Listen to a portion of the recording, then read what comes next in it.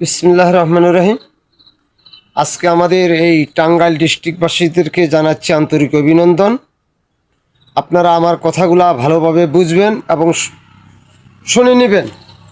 আজকে যে আমাদের এই টাঙ্গাইল ডিস্ট্রিক্ট এই পৃথিবীতে সে নামকরা এই টাঙ্গাইল ডিস্ট্রিক্ট যে কোনো প্রান্তে যে বললে যে টাঙ্গাইলকে অনেক মানুষের চিনে, সেই জন্য আজকে বলছি যে আমাদের এই টাঙ্গাইল ডিস্ট্রিক্টে বিভিন্ন এনজিও এসেছে, আশা, ব্রাক, বিভিন্ন ধরনের এনজিও, সোসাইটি, কিছু কিছু অফিসার আছে যে ওই লোন দেওয়ার প্রলোভন দেখিয়ে টাকা নিয়ে পরবর্তী তার টাকা দেয় না।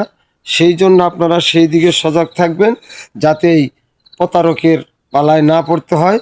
আর প্রতিটি অফিসারকে বলে দিচ্ছি, যাদের কাছ থেকে আপনারা ঋণ নেওয়ার প্রলোভন দেখিয়ে টাকা নেবেন, কিন্তু যদি কোনো নিউজ পেয়ে যায় তাহলে কিন্তু আমরা আইনের হাতে তুলে দেব। সেই জন্য আর দেরি না করে মানুষের সাথে এই প্রতারক না করে যার কাছ থেকে ঋণ দিবার টাকা নেবেন তাকে ঋণ দিবেন।